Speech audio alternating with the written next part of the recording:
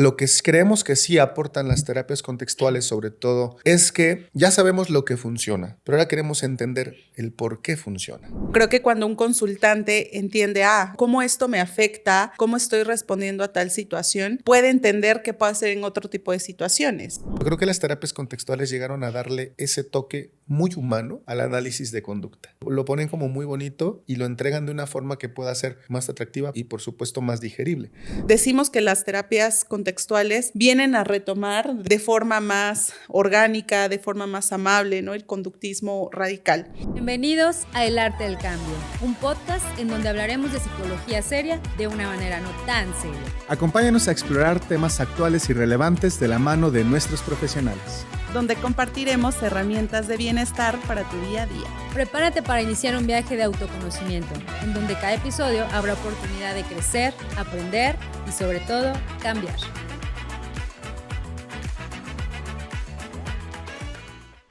Amigos, pues bienvenidos al episodio número 6 del Arte del Cambio. Y ahora sí ya estamos a la mitad de la temporada. Bienvenidos, Mari, Iván. ¿Cómo están? Hola.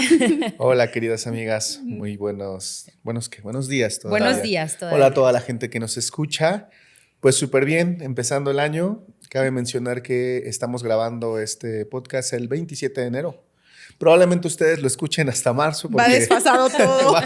Va un poco desfasado, por eso los capítulos anteriores no mencionamos nada de fin de año ni nada. Es que vamos como un poco desfasados en la grabación.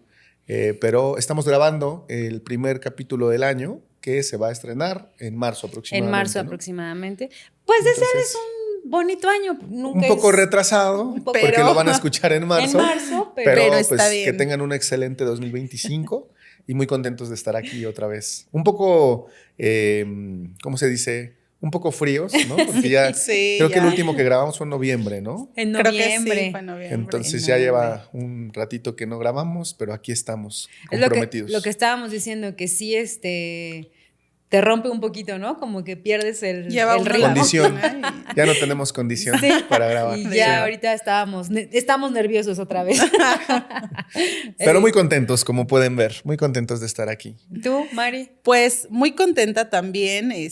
Pues siempre estos espacios que son más, ¿cómo decirlo? De ir compartiendo experiencias, entre nosotros y para la gente que nos escucha es padrísimo. Pero sí creo que también ya después de un ratito de no grabar vuelve ese nervio, ¿no? Se siente distinto. Se siente distinto, pero igual súper emocionada y pues nada, vamos a ver. Esperamos que les guste el capítulo de hoy. Sí, así es. Y sí, nunca es tarde para desearles un feliz año. Un feliz año. Es marzo, ¿cómo vamos con los Felices propósitos? Felices Reyes y todo lo que ya pasó. Todo lo que ya pasó. ¿Cómo vamos con la bajada de peso? Todos los propósitos. Pero bueno, muchas gracias a todos los que nos escuchan por estar aquí. Y de hecho ya ni nos acordábamos en qué nos quedamos el capítulo anterior. Sí, de hecho tuvimos que verlo nuevamente el capítulo. Y justo terminamos el capítulo anterior, estábamos hablando un poco como de los diferentes enfoques que hay. Hablábamos un poquito como del psicoanálisis, el humanismo versus la terapia cognitivo-conductual, o sea, esto solo como retomando un poquito. Y justo Mariela terminaba el capítulo diciendo, bueno, ustedes dirán psicoanálisis no, humanismo no, bueno, que sí, ¿no? Y que justo nos quedamos en esta parte de abordar, ¿no? Para este episodio, las terapias contextuales, que es lo que nosotros sobre todo aplicamos en la clínica, ¿no? Que usamos, o nuestra metodología de intervención. Y bueno, de eso va el capítulo de hoy, un poquito como a las terapias contextuales, ¿no? Dentro de las terapias contextuales igual hay como algunas metodologías, entonces claro, como unos pincelazos, ¿no? ¿Quién quiere comenzar? Bueno, a mí me gustaría aclarar antes de empezar el capítulo para la gente que nos escucha que cuando pensábamos en este capítulo pensábamos en dos cosas, ¿no? Como obvio hablar de terapias contextuales, para la gente que es psicólogo, que no es psicólogo, conozca pues qué es esto, porque mucho hemos referido en los capítulos pasados y lo seguiremos haciendo en los que vienen acerca de las terapias contextuales. Pero creo que también el otro objetivo es ver esto cómo se vive en el contexto de terapia, ¿no? Cómo lo vive la persona que asiste como consultante y también ver cómo lo vive el terapeuta, ¿no? Creo que esa es un poco de lo que hoy queremos compartir, porque finalmente hemos hablado en capítulos anteriores cómo la psicología ha estado plagada a veces de prácticas pseudocientíficas, ¿no? O bastante técnicas, pero deterministas y lineales, ¿no? Y creo que justo hablar de terapias contextuales como hoy lo vamos a hacer es como retomar una visión mucho más amplia, ¿no? De entender el comportamiento humano y que no podemos dejar de fuera que el comportamiento está pues en constante, o mejor dicho, el comportamiento responde a la interacción constante que hacemos, ¿no? Y pues bueno, el contexto terapéutico es uno de ellos y ahí estamos nosotros como psicólogos, ¿no? Entonces creo que queremos compartir eso el día de hoy. Sí, y tienes razón, ¿no? También como no hacerlo tan técnico o meternos tanto en como tecnicismos, pero al mismo tiempo a lo mejor, bueno, ¿por qué las terapias contextuales sí, ¿no? Como a grandes rasgos, a lo mejor como algunas diferencias, quizá, ¿no? O como el abordaje un poco, es la idea. Claro. ¿No, Iván? Yo quería a lo mejor un poco también aterrizar la idea de que el hecho de que estamos hablando de esto, o sea, no radicalmente estamos diciendo como psicoanálisis no, gestal no, sistémico no. Actualmente ha habido, sí, evidencia, información, se puso muy de moda o hubo un auge muy fuerte el de la terapia basada en evidencia. Y hoy, actualmente sabemos que muchas terapias funcionan, que tienen evidencia de que funcionan. Y no estamos diciendo como literalmente que los demás enfoques no funcionen. Claro que funcionan, sin embargo, pues nosotros estamos hablando, porque obviamente, claro, cada terapeuta desde el enfoque que se ha formado, pues va a defender, ¿no? su trinchera, su bandera. Hay una frase de una canción de Jorge Drexler que dice: cada pueblo se ha creído el pueblo elegido, ¿no? Pero es un poco como tal vez abrir el panorama de reflexión, ¿no? De que, por ejemplo, actualmente hay una ola, un movimiento, una perspectiva que le llamamos terapia centrada en procesos. Que es decir, ok, ya sabemos que esto funciona, que esto funciona, que esto funciona. Incluso a veces hasta el escribir, el hablarlo con un amigo, lo decíamos en algún momento, ¿no? El contarlo al taxista, al de la barra del bar, puede funcionar, con unas chelas, puede funcionar de alguna manera, sí, pero lo que creemos que sí aportan las terapias contextuales, sobre todo que se asientan en el análisis de conducta, es que ya sabemos lo que funciona, pero ahora queremos entender el por qué funciona. El tener como una visión más precisa de qué mecanismos de cambios están haciendo que una técnica o un enfoque funcione, e independientemente de cómo lo nombremos desde las distintas visiones que se han tenido de los enfoques, ¿no? Sí. Entonces, solo aclarar eso, ¿no? Sí, y sabes, y ahorita que decías esto, Iván, el por qué funciona, o sea, creo que es importante saber, porque si sabemos por qué funciona, lo podemos repetir. Exactamente. Y una de las cosas importantísimas en la ciencia es justo esta parte, la replicabilidad, ¿no? Que podamos replicarlo. Y yo agregaría, ya para cerrar esta idea, que también es importante que el consultante entienda por qué o cómo le funciona, ¿no? O sea, tal vez no va a tener el nivel explicativo que podría tener el psicólogo, pero creo que cuando un consultante entiende, cómo esto me afecta, cómo estoy respondiendo a tal situación, puede entender qué puede hacer en otro tipo de situaciones, ¿no? O sea, tal vez no completamente replicable porque algo puede cambiar dentro de la situación, pero creo que lo importante es que también ellos vayan viendo cómo funciona, ¿no? Entonces creo que es otra... Y justo iba a decir eso porque la replicabilidad va en función del proceso o mecanismo de cambio y no de la técnica. Exacto. ¿No? Porque lo que pasó con la manualización en otros enfoques es que se intentaba replicar o se intentaba buscar un cambio replicando la técnica, la forma, ¿no? Y no teníamos como muy claro cuál era el proceso de cambio. Y que a veces esas técnicas que fueron útiles en algún momento para el consultante puede ser que no sean en otra, ¿no? O para otro consultante. O para otro consultante. Totalmente. Y al final creo que es parte de los objetivos de la terapia. Yo siempre les digo a mis consultantes es que pues un día ya no lo estés, ¿no? Exacto. O sea, que llegues, ya no lo estés, que no necesites de este entrenamiento porque ya habrás adquirido habilidades y este conocimiento también ya lo practica fuera de la consulta. A veces el problema es estos tratamientos o estas terapias que son eternas y que la persona depende de lo que le tenga que decir de manera muy directiva, a veces el terapeuta, y entonces pues se vuelve en un proceso de alta dependencia, ¿no? Del proceso terapéutico. Entonces creo que entender también desde esta visión de las terapias contextuales, que ahorita lo vamos a retomar, creo que se añade, ¿no? Que la persona pueda tener esta autorregulación, este control hasta cierto punto de su propio proceso, ¿no? Y eso me gusta mucho, la verdad. Y fíjate, yo decía la replicabilidad como terapeutas, ¿no? Pero justo también para el consultante, ¿no? Yo les digo, de repente es como justo, ¿no? Un poco la terapia como tener una cajita de herramientas, ¿no? Ya. Y decir, bueno, hoy quiero poner un cuadro en la sala, ¿no? Ok, ¿qué es mejor? ¿Qué ¿no? voy a usar? Un tornillo, un clavo, etc., ¿no? Y va a depender también del tipo de muro. El tipo de muro. El peso del ¿no? cuadro, ¿no? Y entonces es como, ok, una de las cosas que le digo a mis consultantes, ¿no? Si necesito un tornillo, por ejemplo, ¿no? Y en mi cajita de herramientas solo tengo un martillo, ¿qué voy a usar? ¿No? Pues lo que tengo. Pues el martillo, ¿no? Probablemente funcione quizás después de un rato de estarlo intentando, ¿no? Pero a lo mejor si tengo un taladro, un desarmador, bueno, a lo mejor es un poquito más fácil, sencillo, ¿no? Etcétera. Eso por un lado.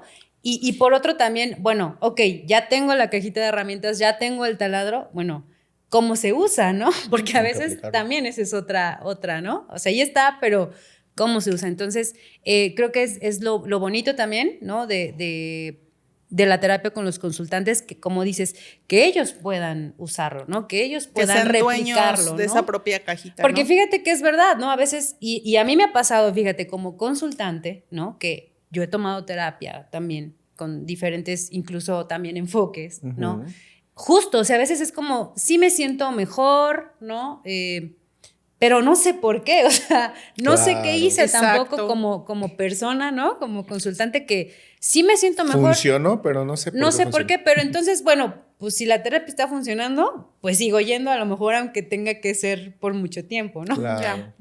Digo, ahorita que nos adentremos, no vamos a ponernos muy técnicos, como dijimos hace rato, pero hay un tipo de comportamiento en la psicoterapia analítica funcional, una clase funcional, que le llamamos CCR3, que lleva justo esta función, que el consultante entienda su propio comportamiento, que interprete su propio comportamiento, pero no en esta interpretación desde otros enfoques, sino más bien que entienda funcionalmente qué quiere decir esto.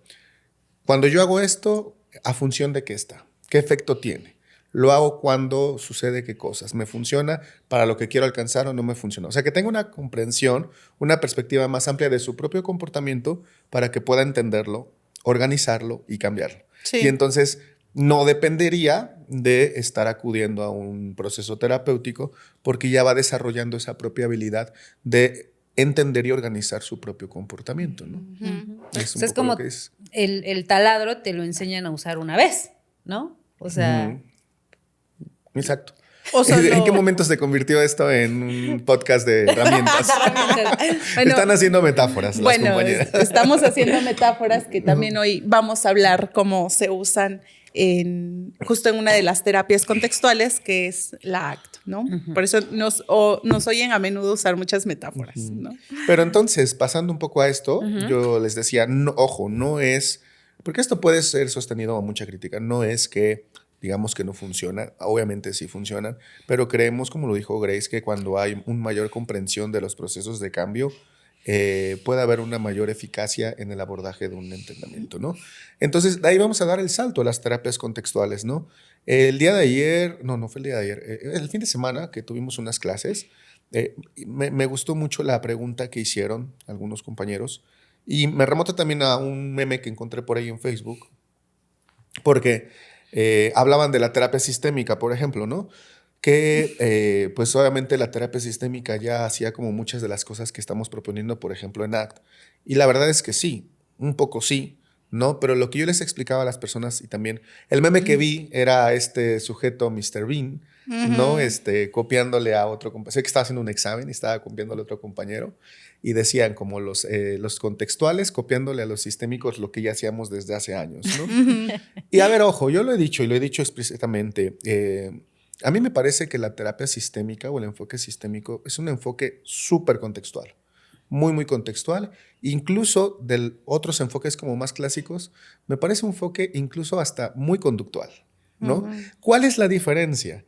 Que la terapia sistémica, pues como muchos otros enfoques, se han tenido que agarrar de una teoría que no es psicológica, ¿no? La teoría general de los sistemas no es una teoría meramente psicológica. Entonces, la psicología siempre se ha tenido que agarrar, que tomar prestados conceptos, teorías, perspectivas para poder explicar un fenómeno psicológico. A diferencia de las terapias contextuales, que regresamos al conductismo radical, ¿no? Que es una teoría psicológica y que, bueno, busca desarrollar este lenguaje propio. Y bueno, cabe mencionar que Skinner empezó a desarrollar mucho esta teoría incluso antes de que apareciera la revolución cognitiva, los sistemas, la cibernética y todo el auge que también desarrolló o desembocó la terapia sistémica ahí en Palo Alto. Entonces, no es una cosa de pelearnos quién fue primero, quién fue después, pero sí siento que partimos de otro punto porque nosotros sí entendemos a la conducta como el estudio, el objeto de estudio de la psicología. En el caso del sistémico, pues sigue siendo estudiar los sistemas, ¿no? Entonces, pareciera que no, pero hay una gran y muy importante diferencia, ¿no? Entonces, pues quisiera que pasáramos a hablar un poco de qué son las terapias contextuales, ¿no? Para que entienda un poco la gente de qué estamos hablando. Sí, ¿qué opinan? y lo que decía hace ratito de justo en base al objeto de estudio va a ser la intervención. He ahí la importancia de la diferencia, ¿no? Del enfoque, porque pues obviamente va a tener un impacto en cómo intervenimos en este proceso terapéutico con nuestro consultante, ¿no? Ya.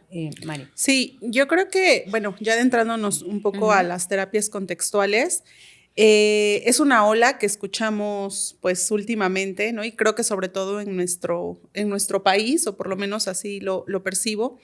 Entonces, pues podemos ver a veces ya en redes como plagado de cursos o terapeutas contextuales, lo que siempre les hemos invitado en este podcast, seamos minuciosos también de saber de la persona con la que pueden acudir a consulta o a formaciones profesionales. Pero bueno, al final es una ola que se escucha mucho como si fuera algo nuevo, no algo en tendencia, pero la verdad es que decimos que las terapias contextuales vienen a retomar de forma más orgánica, de forma más amable, ¿no? El conductismo radical.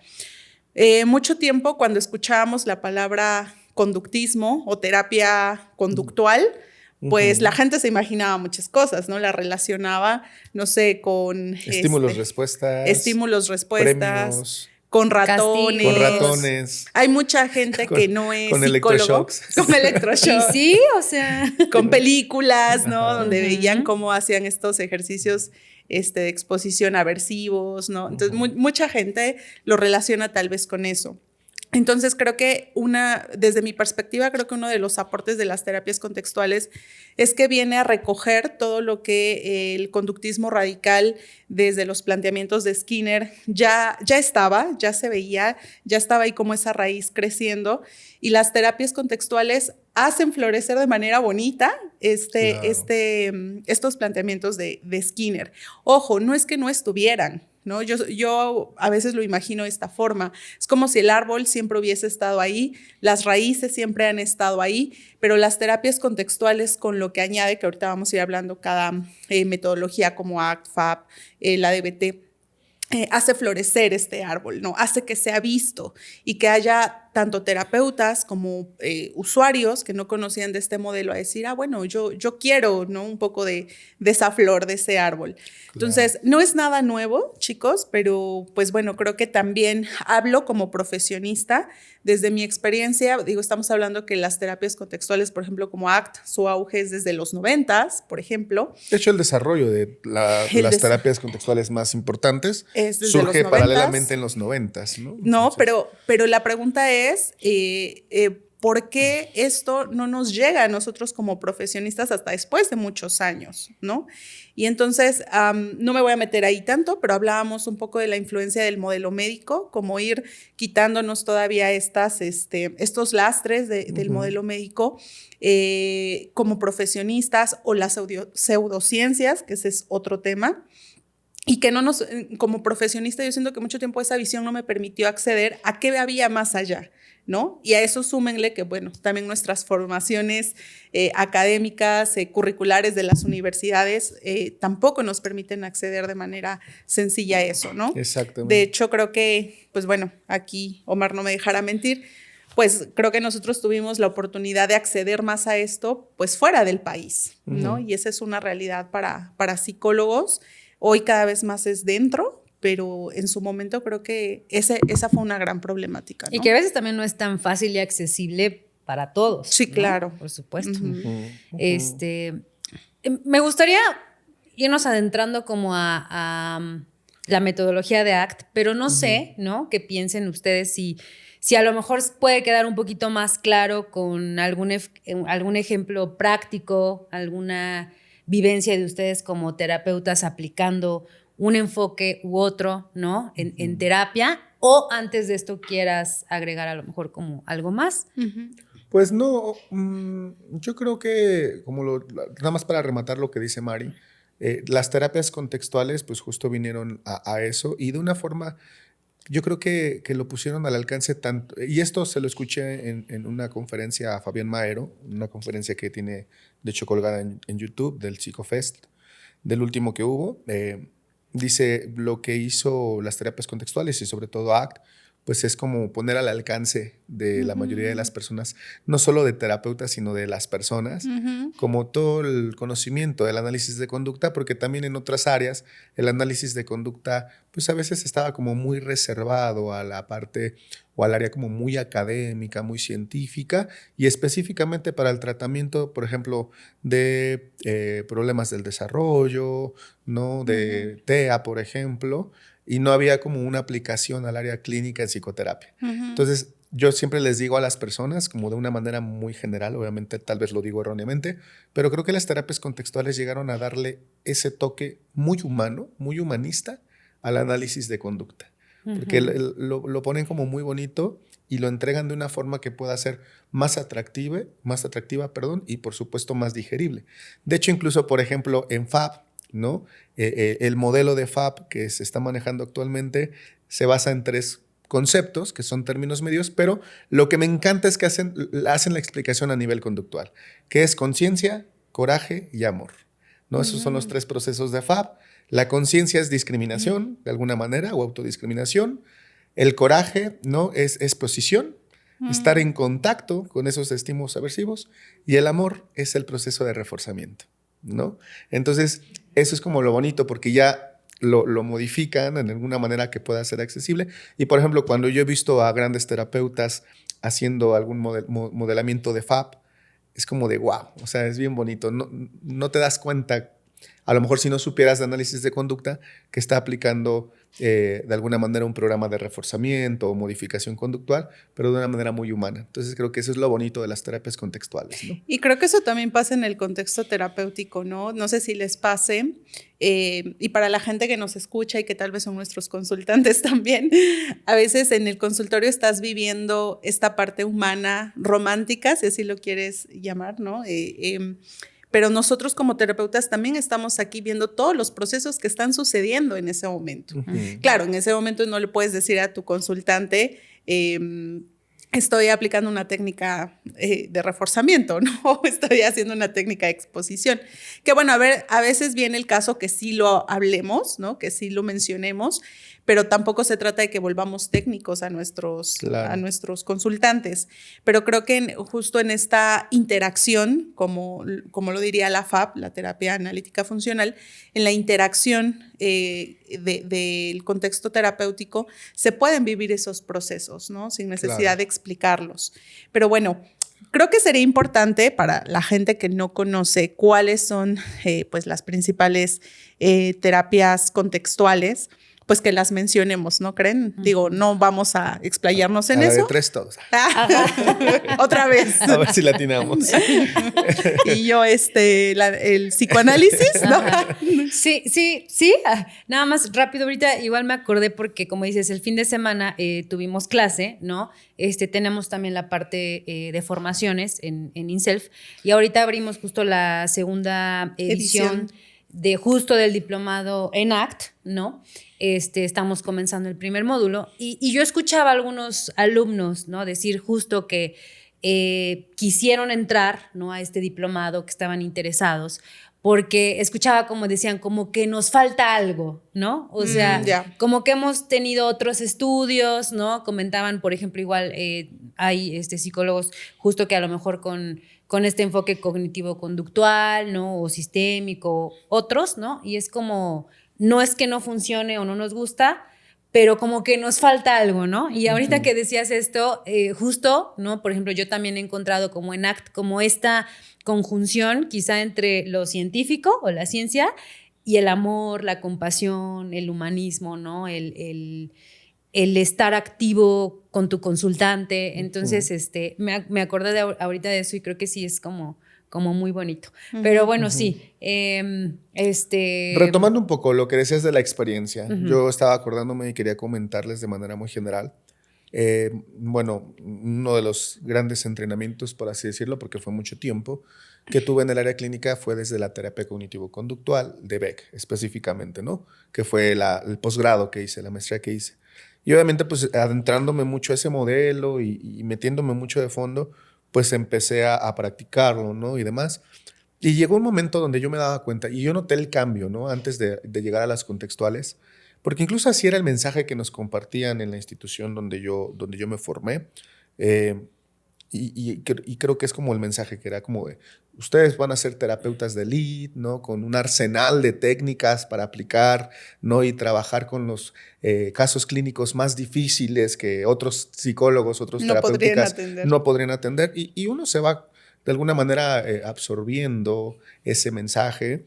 Y entonces no lo había notado hasta, te digo, cuando noté el contraste, pero sí era mucho de entrar a una consulta y estar ya de alguna manera predispuesto a estudiar la patología, a querer entender, a querer explorar, buscar el síntoma, el trastorno, y ya iba como con esta visión, por así decirlo, de hacer la conceptualización cognitiva, le llaman, ¿no? Desde el modelo de Beck, del trastorno.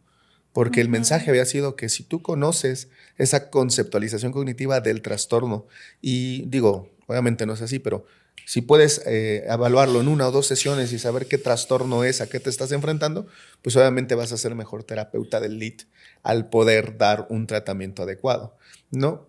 Y yo no lo había notado, pero cuando fui haciendo esta migración al modelo contextual, no fui trabajando mucho todo esto, fue muy diferente, ¿no? Y noté, ahí fue el contraste, que a veces ni siquiera me daba el tiempo de estar ahí con la persona. ¿Sí me explico? O sea, estaba intentando buscar más el síntoma, el déficit, la distorsión cognitiva, la creencia, la forma, la morfología, y a lo mejor no me permitía estar y generar ese vínculo con la persona y conocer la persona, su contexto y su historia sin tener como este prejuicio, si quieres llamarlo, o esta predisposición. Entonces ahora, que es con terapias contextuales, siempre trato de entrar a una sesión como dispuesto a estar en contacto con lo que me vaya a encontrar. Yeah. Tratar de estar ahí con la experiencia, ¿no? Y me han tocado en algún momento algunas situaciones donde yo me he notado, ¿no? Igual haciendo entrevistas, centrándome más en la forma, y algunos repertorios conductuales de algunas personas de alguna manera te demandan estar ahí simplemente con la persona. Y me ha tocado cerrar la libreta donde tomo notas, olvidarme de eso, ¿no? Y quedarme aquí con la persona. Incluso con esa sensación de no sé qué está sucediendo, no sé qué voy a hacer, no sé a qué me estoy enfrentando, pero tengo que estar aquí. Y ahí, en esa conexión, muchas veces tienes mucha información que después va haciendo sentido al comprender el contexto y obviamente la situación de cada persona, ¿no? Entonces, para mí es un gran cambio, ¿no? Esa perspectiva que me ha dado la terapia contextual. No sé si era por ahí. Sí, Sí. Yo quería mencionar ahorita con esto que comentas, pasa mucho, ¿no? Porque justo se llaman terapias contextuales porque hablamos de que alrededor de la persona no solo hay una serie, como lo vería el modelo médico, una serie de síntomas, comportamientos, pensamientos, sino que eso está sucediendo en un espacio y momento de la persona, ¿no? Lo que le llamamos contexto, y que no solo es un contexto tangible, es decir, lo que le ocurre fuera, sino también toda esa experiencia que traspasa a la persona, ¿no? Que a veces no podemos ver, que como dices, Omar, como terapeuta estamos frente a la persona, pero que finalmente nosotros no podemos estar en su piel, no podemos saber qué está ocurriendo en ese momento. Claro. Y yo creo que también para mí ha sido ese traslado de solamente mirar como la parte de la intervención, enfocarme en la intervención y mirar también lo que ocurre dentro de esa interacción con la persona, como decía Omar, ¿no? Y yo creo que ese es un trabajo que nunca se acaba, porque finalmente, pues en nuestro trabajo por mucho tiempo, o por lo menos yo así lo he escuchado, nos ha demandado mucho como si llega una persona a terapia, es porque la tienes que ayudar en algo, ¿no? Y creo que también como terapeuta para mí ha sido trasladar esta visión de ayudar cómo. Eso significa qué para mí, para la persona, en qué momento, ¿no? Como no darlo por hecho como algo lineal que tiene que suceder en una sesión, ¿no? Según como yo lo concibo, como lo decías ahorita tú desde el modelo médico, a lo mejor modelo de la TCC, por ejemplo, en mi caso desde el modelo humanista, era el no seas tan directivo, porque ser directivo hace que pues la persona no descubra su propio potencial, como te lo manejan en la terapia humanista, ¿no? Entonces creo que es un trabajo de flexibilidad constante para el terapeuta, y que más adelante también será algo que nuestro consultante pueda aprender en la interacción, ¿no? Que no siempre hay una receta secreta del qué hacer en la terapia. Totalmente. Sino lo más importante es quedarse ahí presente, ¿no? Responder a esas interacciones, esas contingencias del contexto que vayan sucediendo. Y sí que es un trabajo, sí que es un trabajo. Yo creo que uno de los más desafiantes cuando haces ese traslado de un modelo a otro como terapeutas, ¿no? Sí, porque justo es como cada caso o cada situación necesita algo en particular y en específico. Y es difícil poder tactarlo si no estás ahí. Presente, como dice Mari, en la contingencia. Es decir, si no estás ahí en la experiencia. Miren, de mí no van a andar hablando. Fíjate que justo veníamos platicando, Mariela y yo, justo que también ACT es algo que hay que vivirlo. Bueno, lo hemos dicho, totalmente, ¿no? También incluso con los alumnos del diplomado. Perdón que te interrumpa. ACT es la terapia de aceptación y compromiso. Parte de las terapias contextuales, ¿no? Que es importante vivirlo también, ¿no? A diferencia a lo mejor de otros también enfoques quizá, ¿no? Pero que en ACT es muy importante también, o sea, que tú estás ahí, como dices, ¿no? En esta contingencia, tú estás ahí también con el consultante, claro, ¿no? Creo que también es una de las diferencias, ¿no? A otros enfoques quizá. Totalmente. Y también, ¿no? Yo decía, bueno, ok, entonces otra diferencia a lo mejor de ACT con otras, ¿no? ¿Cuál podría ser? Porque hemos hablado también en programas que de repente es como querer estar bien, no sentir, ¿no? El sufrimiento, y hemos dicho, bueno, no, o sea, en ACT más bien a veces se trata de aprender a convivir quizá con eso, ¿no? Entonces, en este tenor, creo que también una de las grandes diferencias es como esta flexibilidad que habría que desarrollar, ¿no? En los consultantes, ¿no? Estas herramientas de las que hablábamos, ¿no? Cuándo uso qué, cómo, y entonces ya no es a lo mejor que no lo voy a sentir o esto va a desaparecer, sino como soy un poquito más flexible a esto, bueno, quizá ya también no me afecta tanto, ¿no? Totalmente. ¿Qué piensas? Sí, totalmente, ¿no? Como la idea de la despatologización del sufrimiento humano, ¿no? Eso es importante. ¿Cómo lo planteo? La terapia de aceptación y compromiso parte de esa idea, ¿no? De que la experiencia de vida del ser humano pues es una gama de experiencias a lo largo de toda la historia y dentro de esas experiencias está el dolor, está el sufrimiento, ¿no? Muchas emociones que no nos agrada sentir, que no son agradables al tacto, pero de aquí también parte de como de estas relaciones que se hacen, que se enmarcan en un contexto social y verbal, socioverbal, ¿no? De cómo nos relacionamos con esas experiencias. A veces ya están enmarcadas de que está mal sentir esto, no debería sentir esto, ¿no? Si yo siento esto, entonces esto, ¿sabes? Entonces eso de alguna manera nos va limitando, ¿no? Va siendo rígido la forma en cómo nos relacionamos con la experiencia de la vida. Completamente. ¿No? Entonces la flexibilidad psicológica va mucho en función de eso, de cambiar el contexto relacional y el contexto funcional que tenemos con nuestras propias experiencias de vida, ¿no? A eso un poco se le llama aceptación, ¿no? El poder estar en contacto con esas emociones, ¿no?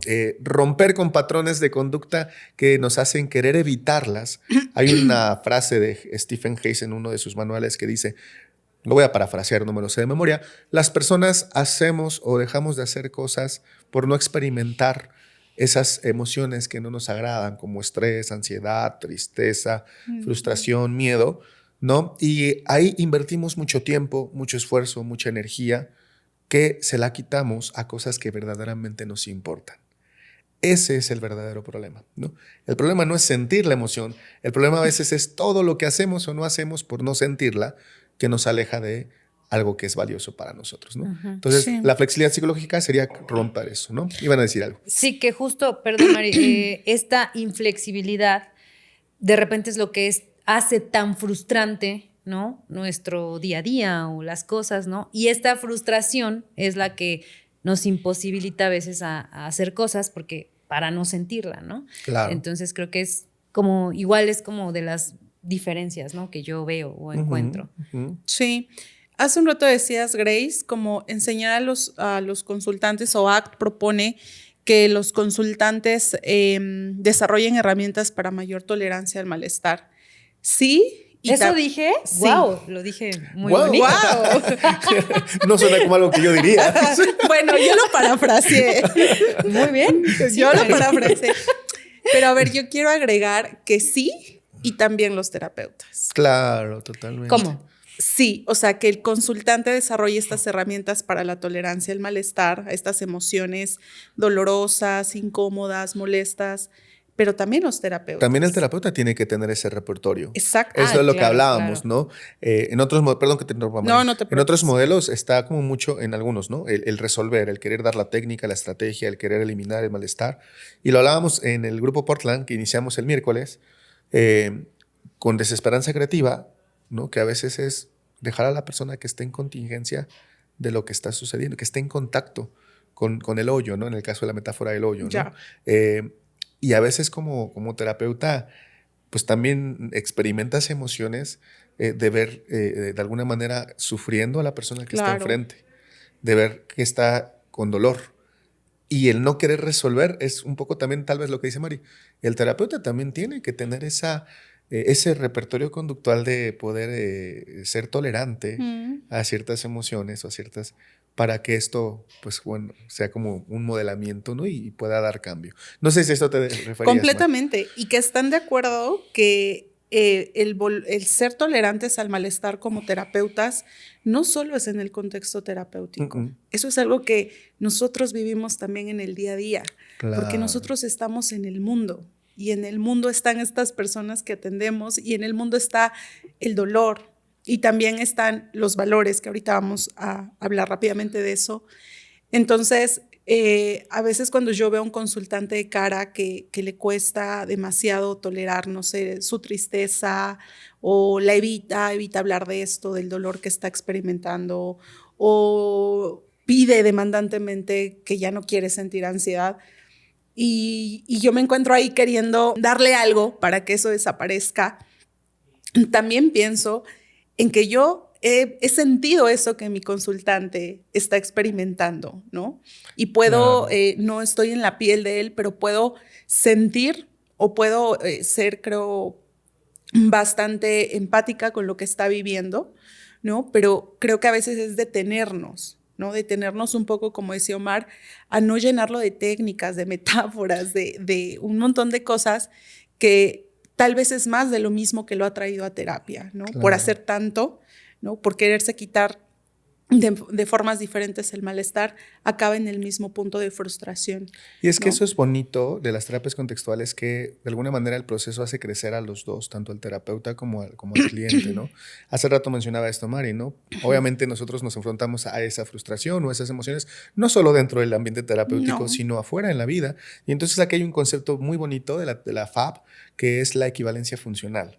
Es decir, las conductas clínicas que suceden en la interacción terapéutica son equivalentes a las conductas equivalentemente funcionales, a las conductas con las que las personas se enfrentan la vida afuera del consultorio. Y ojo, dije las personas, no solo el cliente, porque las conductas clínicas del cliente se le llaman CCRs, conducta clínicamente relevantes, ¿no? Pero también hay conductas, le llamamos T, del terapeuta, ¿no? La T1, la T2, la T3, que son esas conductas del terapeuta dentro de la terapia, del proceso, que también es un repertorio equivalente a lo que pasa afuera. Exactamente.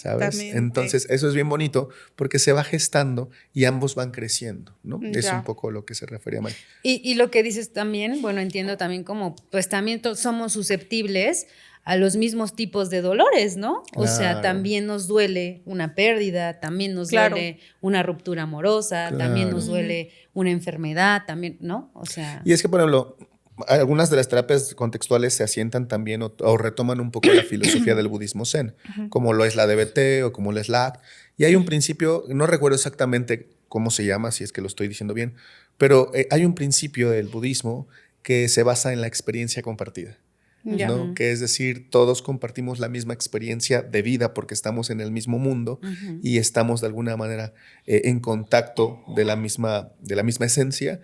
Y entonces, aunque las formas de sufrimiento sean distintas, aunque tú sufras de una forma, aunque tú sufras de otra forma, ¿por qué? Por la historia, porque han vivido distintos contextos, al final de cuentas el sufrimiento es sufrimiento. Todos lo compartimos. Exactamente. Todo lo Y entonces, el que yo haya experimentado sufrimiento en mi vida, a lo mejor distinto al tuyo, puede hacer que conecte con tu sufrimiento porque yo también lo he vivido. Ya. Eso es también un poco de compasión, ¿saben? Vale. De poder ser compasivos. Yo en terapia a veces les digo a mis consultantes, bueno, yo atiendo niños y adolescentes, ustedes lo saben, ya para ir cerrando, y no es lo mismo, claro, escuchar lo que le hace sufrir a un niño de 6, 7, 8 años, que ustedes pueden decir, ¿les hace sufrir algo? Sí, quiero que lo sepan. Claro, Claro. por supuesto. ¿Saben? Por supuesto. Que lo que escucho a un adulto o a un adolescente lo que le hace sufrir, ¿no?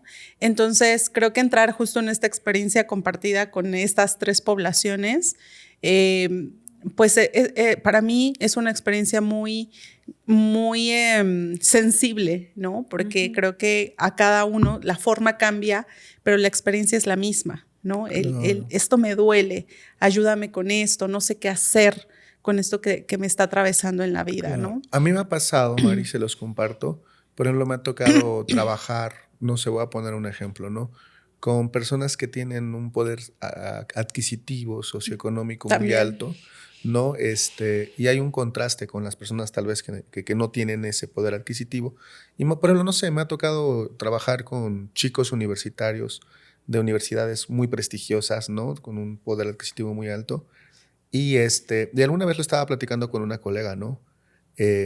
Pues ellos también tienen dificultades o problemas, ¿no? Y a lo mejor si no conectamos con esta experiencia de que el sufrimiento es sufrimiento, independientemente de si estoy sufriendo porque mi papá no me compró el color de coche que yo quería, si lo vemos de una manera juiciosa, desde un juicio, se puede permear la experiencia. Claro. No, pero al final de cuentas es un tipo de sufrimiento y es totalmente válido que se sufra de una forma como que se sufra de otra. Sí. Ningún tipo de sufrimiento, creo yo, Por es supuesto. más o menos importante. Sí, que a ti te parezca válido, ¿no? Eso es tuyo, ¿no? Exactamente, Sí, eso es- ya sería más de la persona, pero no quiere decir que no sea sufrimiento y que no sea válido. ¿Sabes? Depende del contexto. Y claro que como terapeutas tenemos que estar abiertos a estar en contacto con la experiencia de la otra persona sea la que sea, ¿no? Hay pacientes que a veces me dicen, es que es una tontería que estés sufriendo por esto. No sé si incluso decírtelo en la terapia. Y yo siempre les digo, no hay sufrimiento pequeño, sufrimiento que no sea válido, ¿no? Si eso está acá y está doliendo, es porque es válido, ¿no? Es porque simplemente está ahí. Ni siquiera depende de ti quitarlo o hacerlo pequeño o grande. Simplemente está ahí, vamos a mirarlo, ¿no? Y en la relación terapéutica, creo que también ese es un repertorio que se modela, ¿no? Que muchas veces la gente no quiere ver ese dolor y llega al contexto terapéutico en donde también el terapeuta se queda con ese dolor, con su propio dolor a veces de ver a tu consultante que está sufriendo con eso y modelar esa habilidad, ¿no? De observarlo, de no echarlo, ¿no? Me acordé de un workshop que fuimos con Froxan, ¿no? Y ella justo decía eso, ¿no? Decía, es que yo atiendo con la misma importancia, ¿no? A alguien que sufre porque se le está cayendo el pelo y no se quiere quedar pelona. Cierto. A alguien que tiene una enfermedad terminal y que está sufriendo también, ¿no? O sea, ambos son válidos y ambos, yo estoy ahí y ambos, o sea, es importante, ¿no? Porque la experiencia es distinta. Entonces, sí, es verdad, o sea, cada uno tiene su importancia, pero es igual de válido, ¿no? Totalmente.